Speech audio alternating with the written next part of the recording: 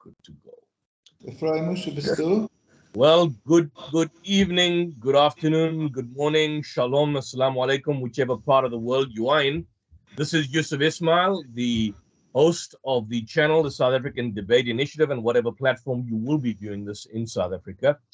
Our role is to engage in interactive discussion on socioeconomic, political, contemporary, cultural, and indeed religious issues.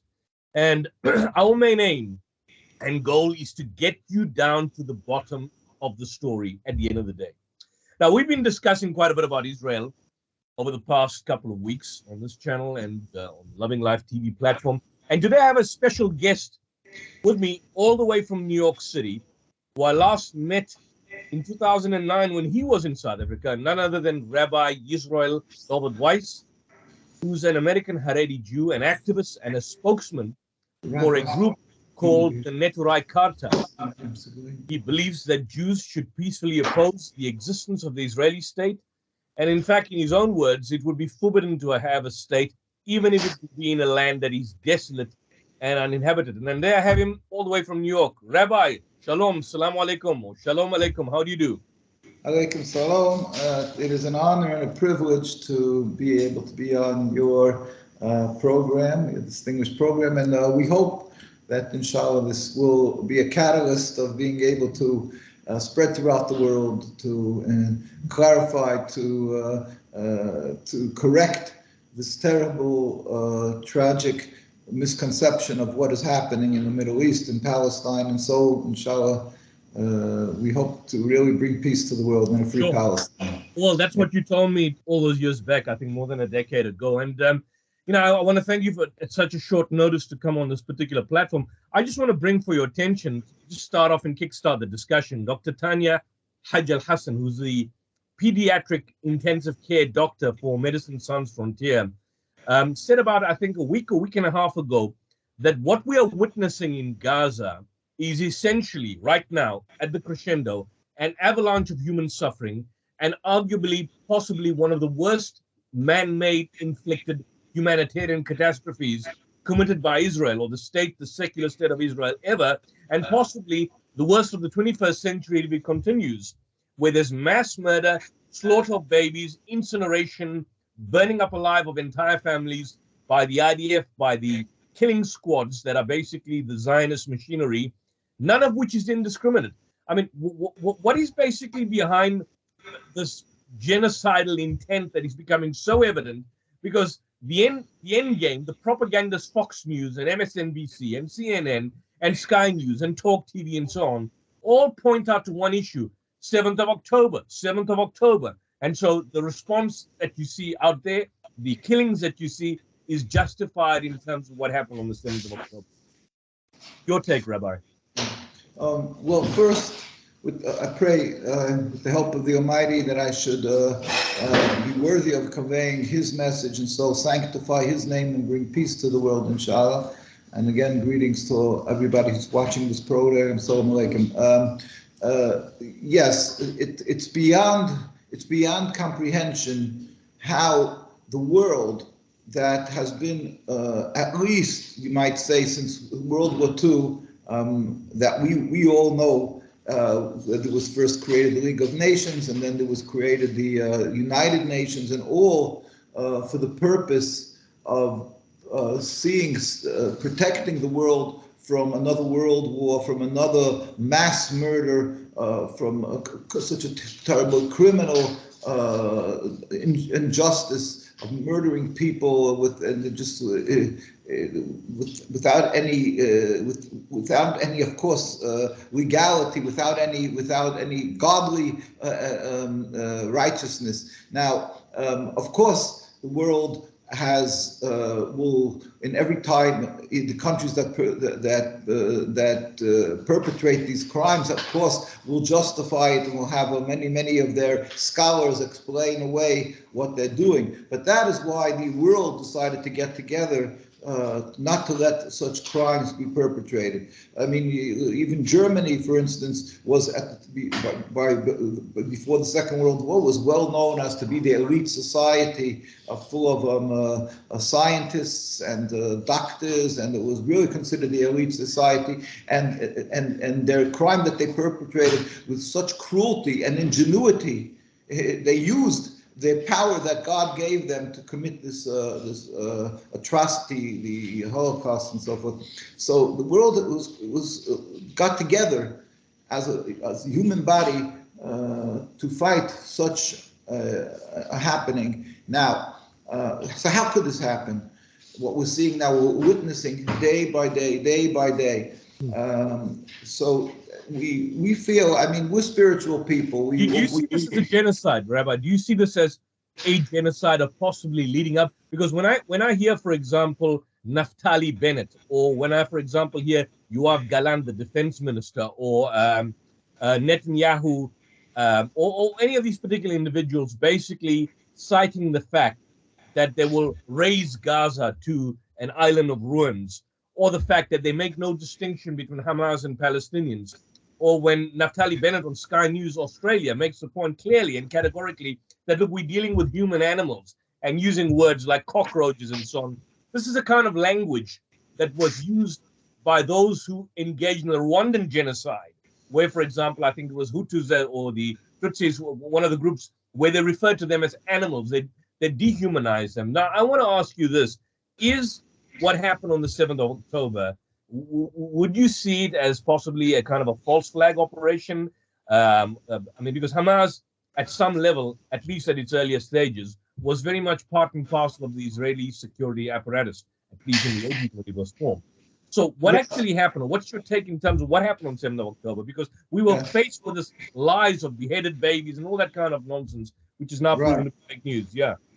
Well, again, let me just try to convey my thought with God's help, that because, as I said, the world was really set up, at the cost, a tremendous amount of cost and struggle and work to be able to get the world together, that the colossal, mass murder and so forth cannot be done.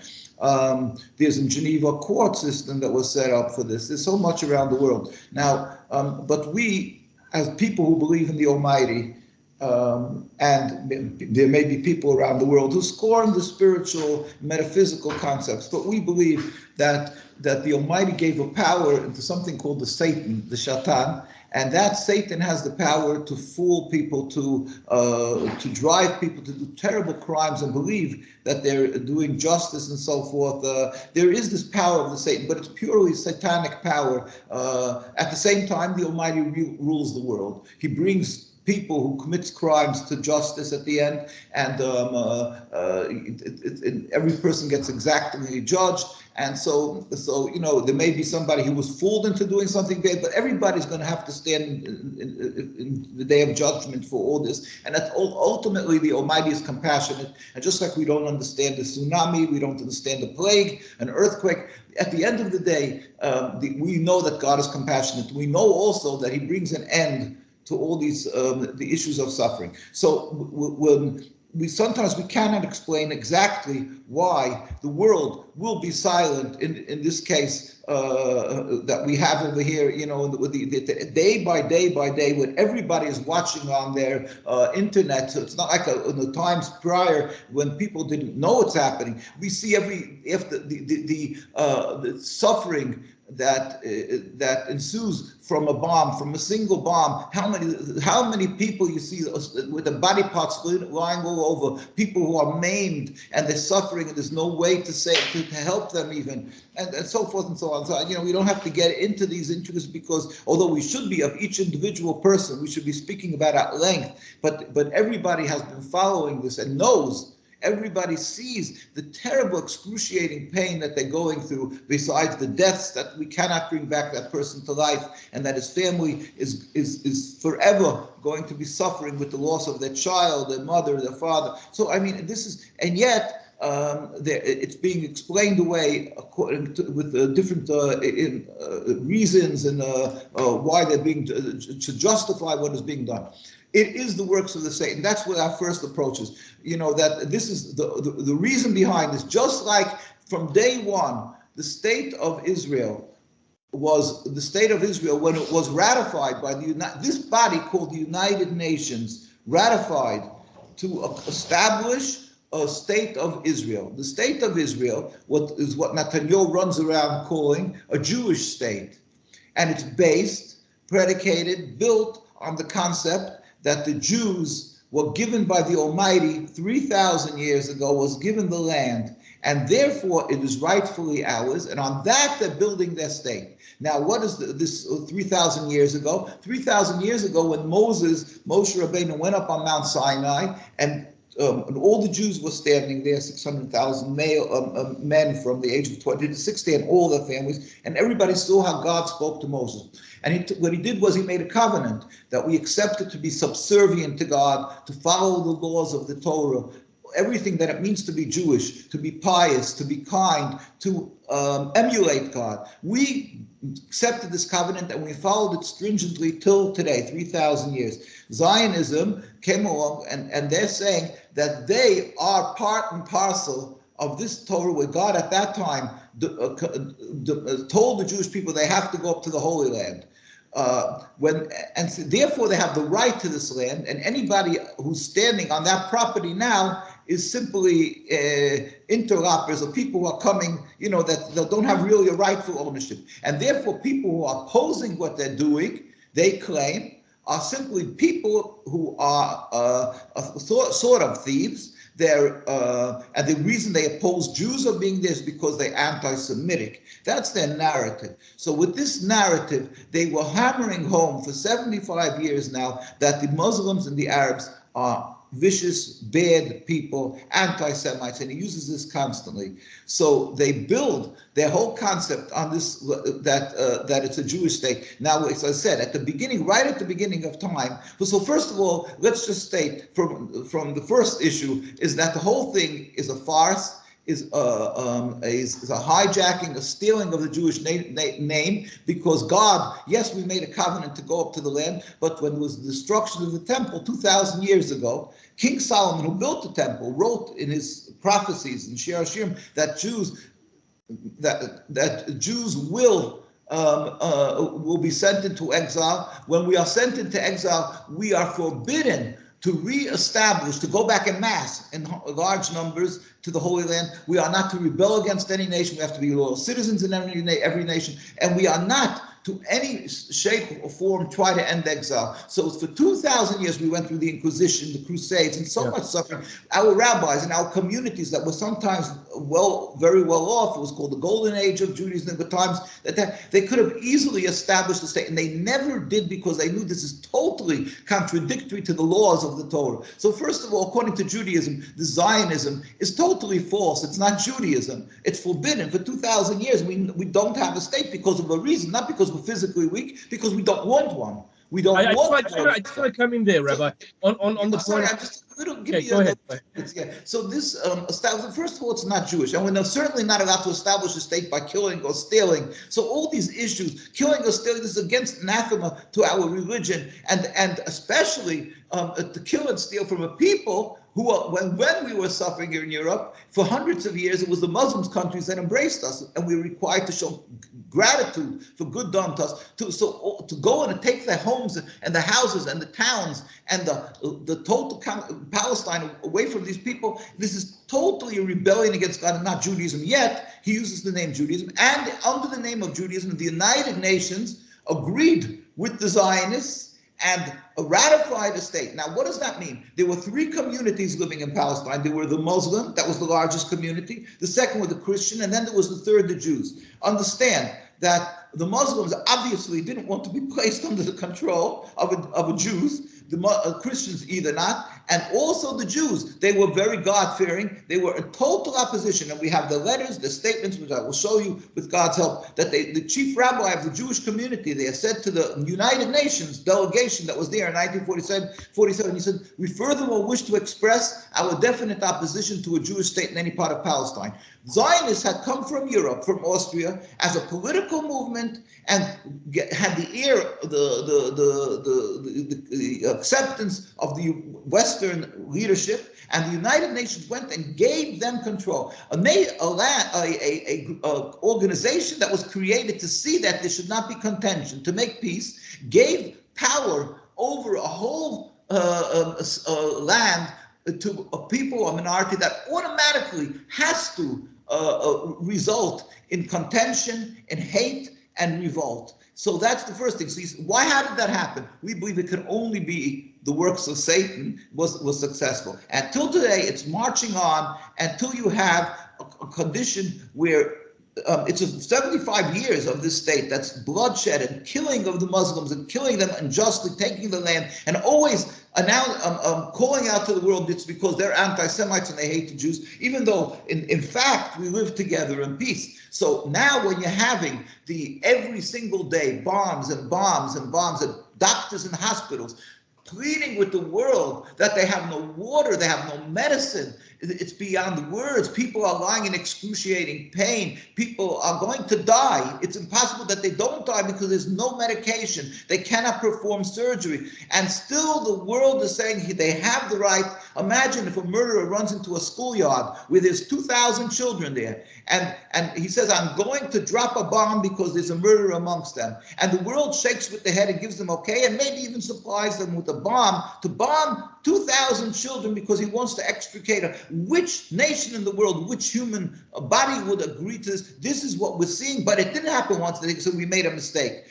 The righteous people around the world run up, marching on the streets and saying, look what you're doing, look what you're okaying. And the next day it's repeated. And we are now 41 days, I believe, and we are seeing it be repeated. And these governments of our countries are giving them more arms to continue on with this march of death.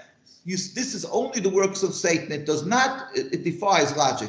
But then we can, of course, you can say that there was. You can tweet a little bit of the stories, and you can find out how they're able to play on the emotions of the world and see how the Satan was able, because the Satan is God gave him the power to fool people, and why they fell into this trap of believing that the Palestinians are anti-Semitic. But I'll just show you the picture of this. Here, this is the picture of how we used to live. And we have many such pictures, Jews and Arabs together for hundreds of years in the same courtyards. In every Muslim land, including, this is in Palestine. This is when the Zionists came in the 1890s, and a little later they started coming up. This is in the 1920s, the chief rabbi of our community. Not to be confused with the Israeli rabbinate, which is also, just like they use the Star of David and the name Israel, they made a rabbinate and a chief rabbi. It's a farce. It's they're masquerading in order to get this official legitimacy that they're a Jewish state, but they're not. We have rabbis living in the Holy Land who were ethnically God-fearing communities, and this was the chief rabbi in the 1920s, met with the king of Transjordan to declare our opposition to Zionism. This is what I mentioned. In 1947, a year before the United Nations ratified the state, this is Rabbi Dyshinsky. After that rabbi passed on, he was the chief rabbi, again, of the Jewish community, and it still goes on, this Jewish community, and he pleaded with the United Nations that we said, we furthermore wish to express our definite opposition to a Jewish state in any part of Palestine. When he passed on, then there was the next rabbi. The next he was showing in 202. We're taking up the next rabbi because it's a lifetime position. You see the tens of thousands of Jews in the streets of Jerusalem, all anti-Zionist. And there were so many more pictures like that you see in the Washington, D.C. demonstrations, because around the world, the very religious community is in total opposition to this false Judaism that's called the State of Israel. And here you see that in the streets of Jerusalem, where they're brutally beaten. They're attacked children, old men, and we're never militant. We don't carry guns. This is what's happening, the narrative of Zionism, their occupation of Jews in the Holy Land. They're trampled with horses. They're beaten daily. They're arrested for not serving in the army.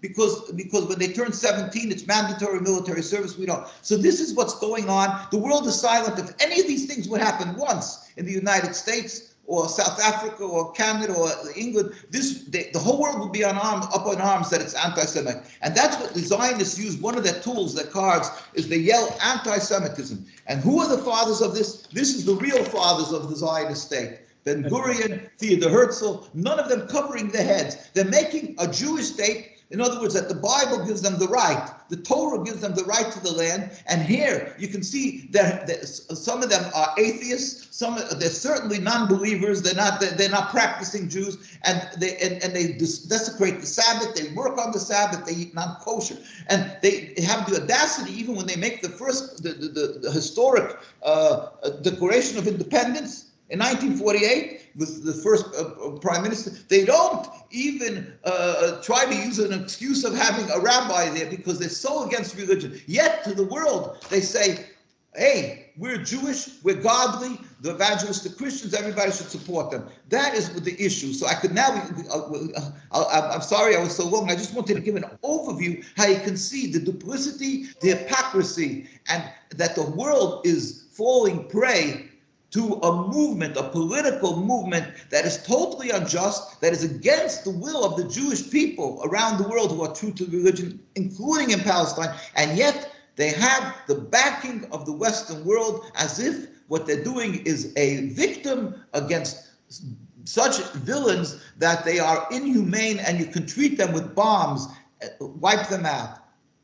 So I mean, it's a fascinating overview that you've just given. And I think it's quite clear, and it's indeed quite apparent that from your perspective, and you're an ultra-Orthodox rabbi, and a genuine and authentic one at that, that the state of Israel is positively evil. It's founded on the basis of evil. It was bombed into existence. You had massacres like the Deir Yassin massacre, the Kafar Qassam massacre, the bombing of the King David Hotel. Throughout the legacy of the 75 years, there's been massacre after massacre after massacre taking place. I mean, Operation Cast Lead, Operation Protective Edge, the Sabran Shatila massacre, and so on.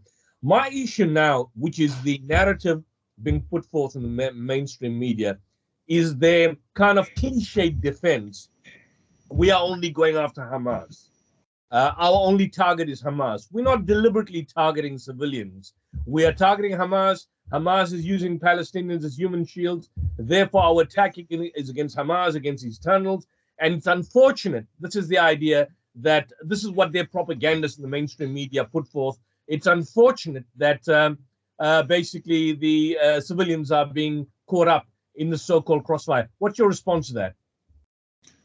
First of all, remember always that a criminal who's a very successful criminal has a lot of money, yeah, and he therefore is able to hire the most successful team of lawyers who has a history of winning 99% of the time.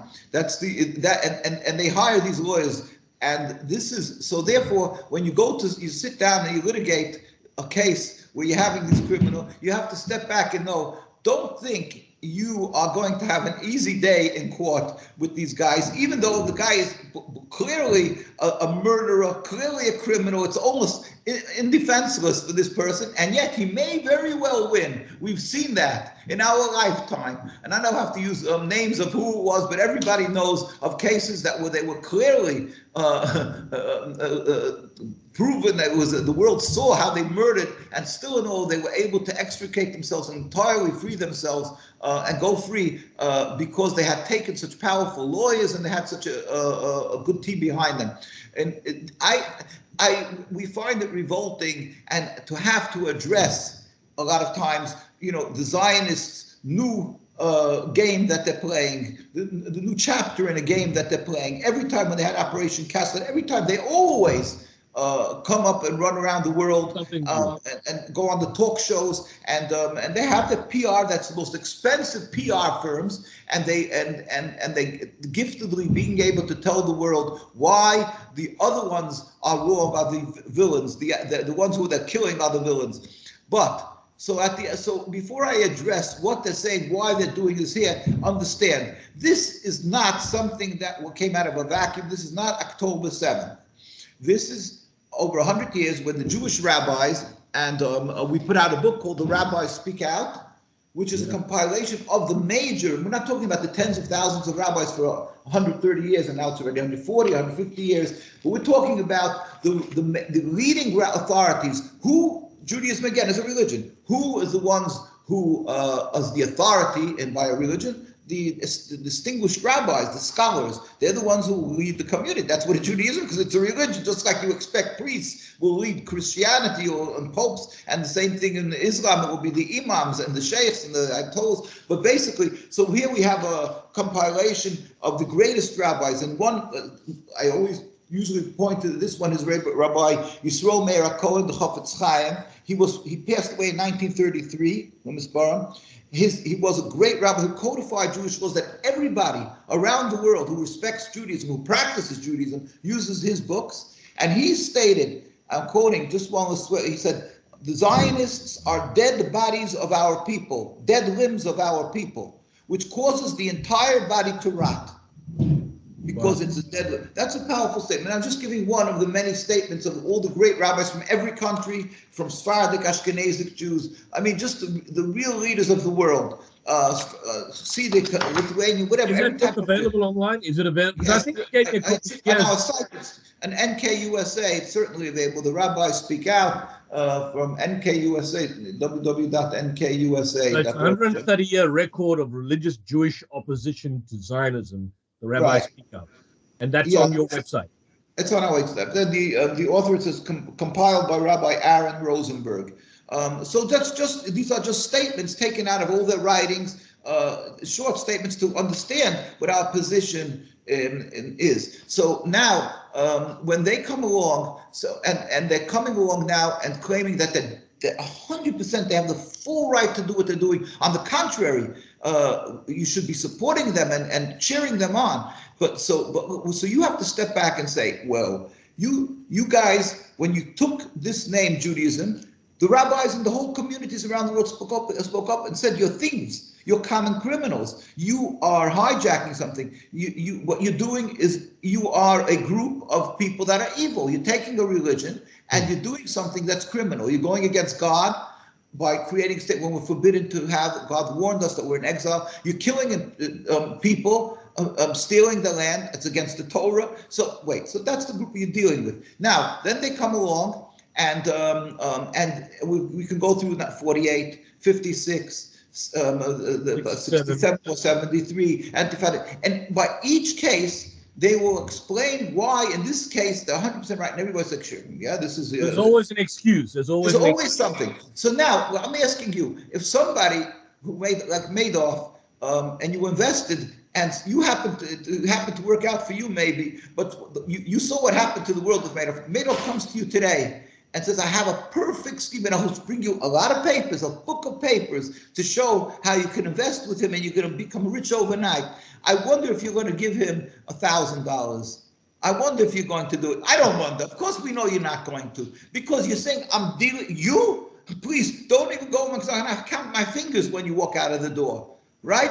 So basically, this is what we're dealing with. When they're coming and they're saying, because of this, because of that, the world should be saying, listen, 75 years we made the mistake of giving you the ability to occupy. 75 years of death, of a river of blood, from Deir Yassin, 400, close to 500 villages that disappeared. For 75 years of that, you were beating Jews, as I showed you in those pictures, and 75 years of Jews who supported the state that are lying in cemeteries that they don't write, they don't take pictures of, but the thousands and thousands of graves that died for the ideology of Zionism, that fell prey to the ideology of Zionism. And why? Because they're implementing a nationalism in a land where Jews lived with the Muslims and Christians for hundreds of years, in harmony, in brotherhood, and they lived together and enjoyed stability, friendship, and to serve God. And in all the Muslim countries, we lived as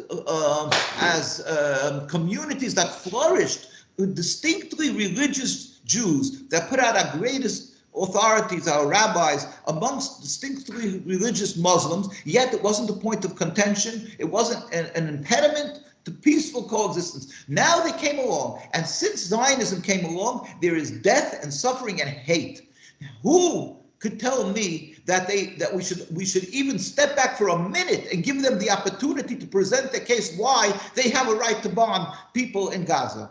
Well, what's That the is deal my with, question. what's the deal with Netanyahu? What in your opinion happened on the 7th of October? Because that's the bullshit that you get in the mainstream media. Would you think it was a false flag operation? Because if I recall the Lavon affair, the Operation Lavon, which was a kind of a false flag operation. If I look at the Lavon affair, I recall it was something along the line that Israel was basically, apparently, I have to go back into the entire history, but it was a false flag operation apparently set up by Israel, done by Israel, where they engaged in certain particular activities at a clandestine level. And so the argument that is being made is that that was what basically happened now on the 7th of October. You had Apache helicopter gunships bombing civilians on that particular day.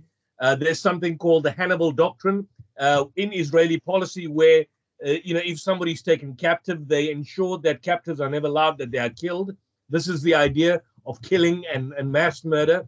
And so the justification for what they see, what you see in the mainstream is that, look, they are basically doing what they're doing because of what Hamas engaged in on the 7th of October. But you are saying, as you quite correctly pointed out, that Israel has a history of red herrings and making up all kinds of excuses to justify ongoing slaughter. My question is, what is a greater goal? Do they want Gaza? Do they want the gas and the oil reserves of Gaza? Do they want to eviscerate and ethnically cleanse every single Palestinian so that Gaza becomes a kind of a beach town resort with Israelis having full control over the Levant region and the oil and the gas reserves that are in that particular place?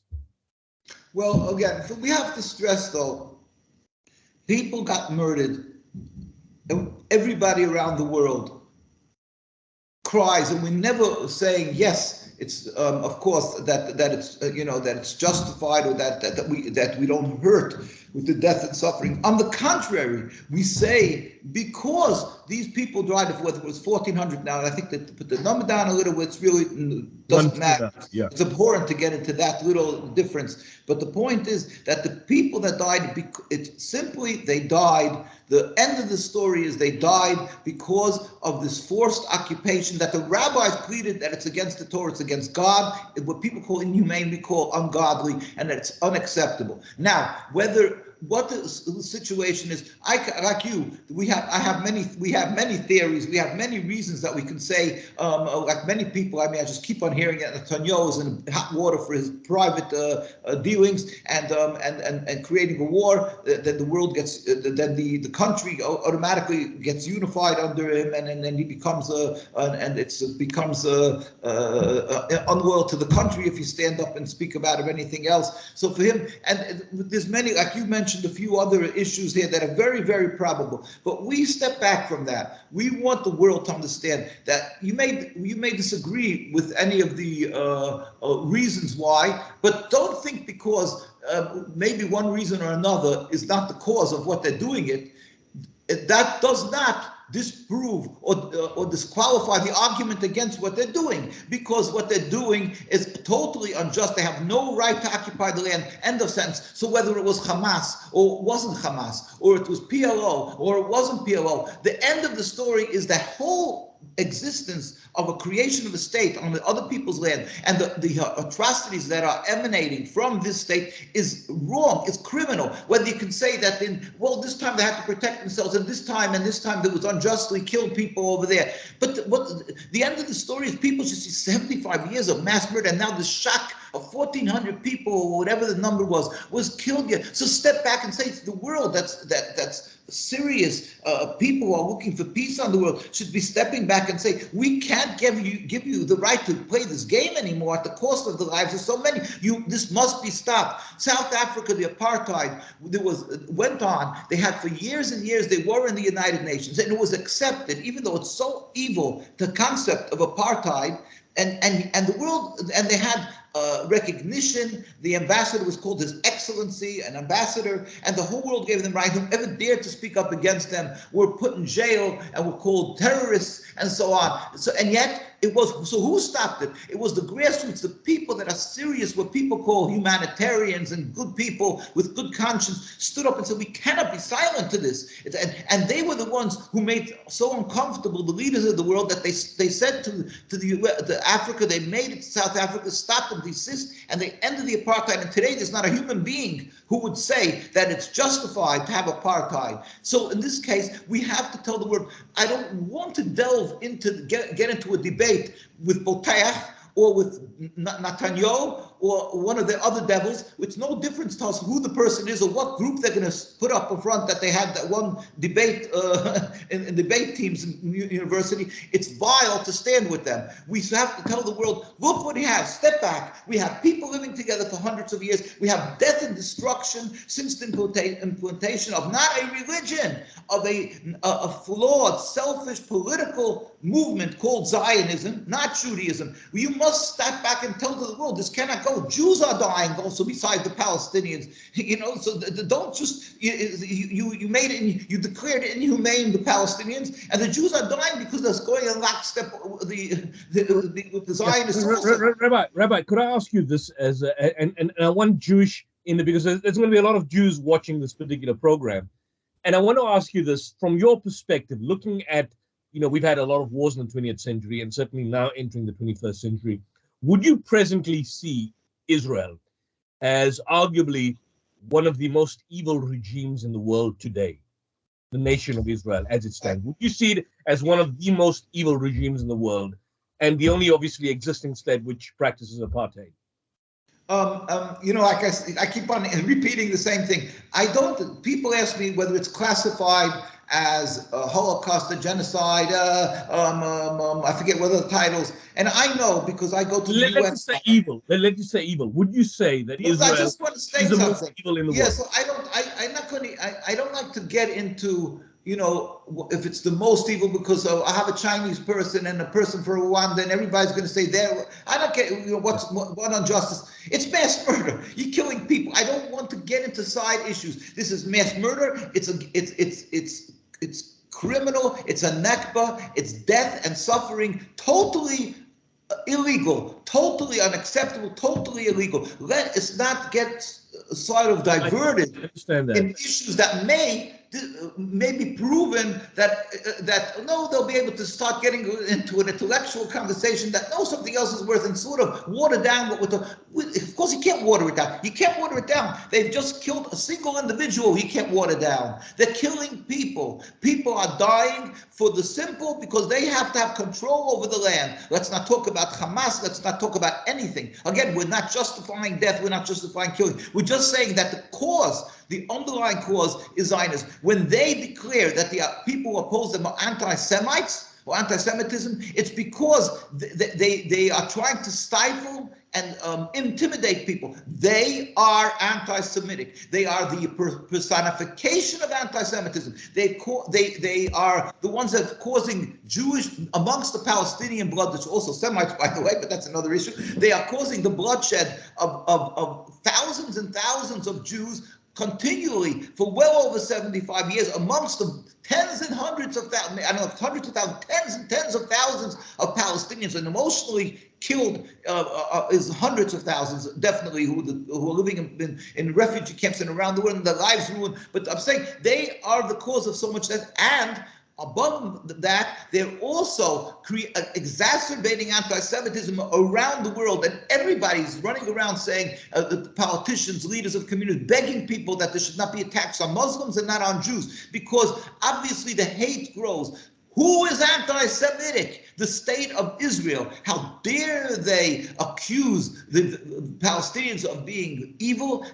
Who are so kind to us? How dare they declare people anti-Semitic when they try to stand up and stop the attacks on Gaza and stop the occupation. These people who are going to be successful in stopping the occupation, of course, the death in Gaza, and the whole occupation, will be the ones who will bring back the peace to the world, that we'll be able to coexist as we've had for hundreds of years, God help. So Zionism is anti-Semitism in the world that's going lockstep with them and making laws and in different countries that it's, if you say anything against Zionism, it's anti-Semitic. They're simply playing along with them and assisting the Zionists in creating more hate of Jews in the hearts of people, because they get frustrated that they can't even speak up their hurt. So it's really tragic. This is part of the Nakba, and it's an insult to the intelligence, to the common sense of the world, that they're able to push this game of theirs, and that the world is going along with them in silence on the least, but a lot of times even assisting with what they're doing.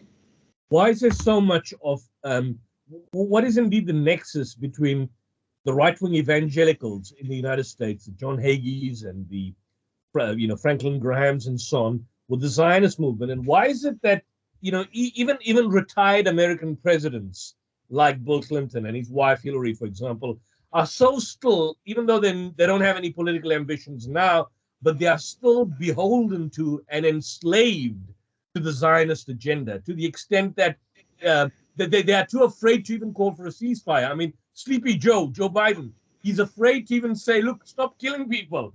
He's too afraid to say that. And now we've seen for the first time that Israel has told America, go to hell. We're not in fact concerned in what you think about us. But they are so afraid to not even say, look, just stop killing people. What's the fear that you have there? That retired politicians, of course, we know the existing establishment and the Zionist lobby that's so powerful, but what is the mental power or control that they still exert over those who were formerly within the American administration? With the help of the Almighty, like we said, first of all, when they started, they picked up an issue that has to do with God. So they used this that which God gave us the land. And if I want to judge everybody in a good light, then we'll say because simply people are good, well-meaning. They saw the suffering of Jews by the Holocaust, like my grandparents were killed in the Holocaust and so forth, and they saw so much suffering that the world was silent. They feel guilty to a certain degree, to a large degree. That's why the Zionists pushed the Holocaust, by the way. But so they used this guilt feeling of the world and the sympathy in the hearts of human beings, that they see the Jews suffered, and they buy into a lot of the stories, the false narratives of the Zionists, of the hate of the Palestinians to the Jews and the Muslims to the Jews, and therefore they try to support. That's if you want to judge it entirely in a good light. Of course, there's other issues. There's the fear that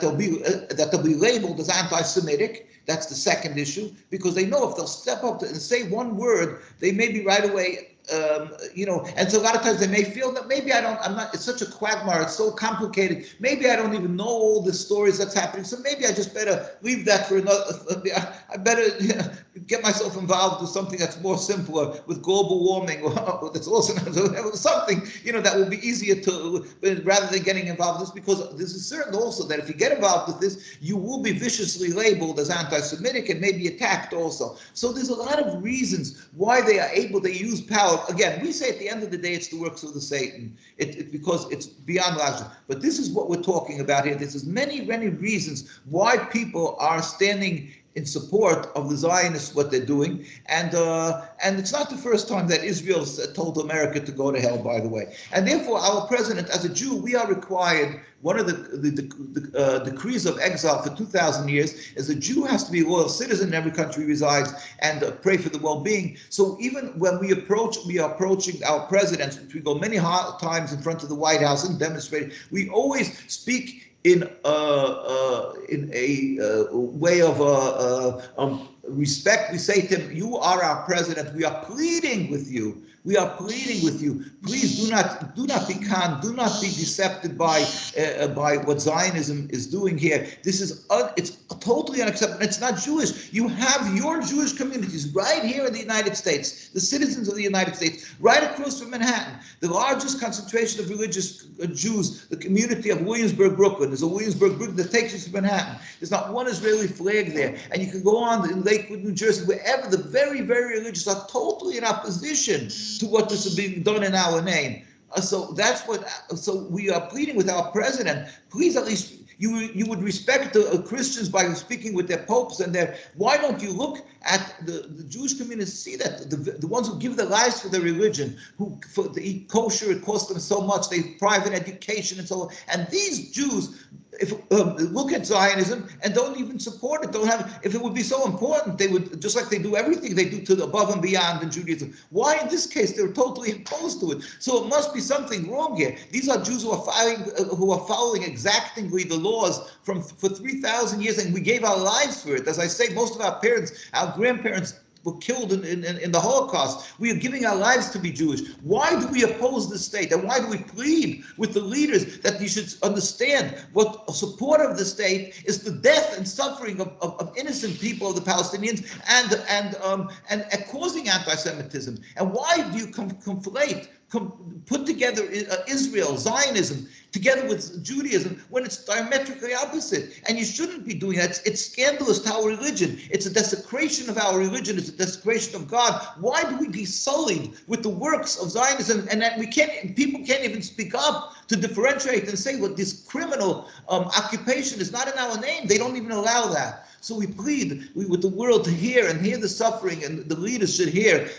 So it's not a question on the leaders, it's Satan, but there's a lot of small issues that get involved, and Zionism use everything to ultimately, we will, with God's help, we will continue this, but I just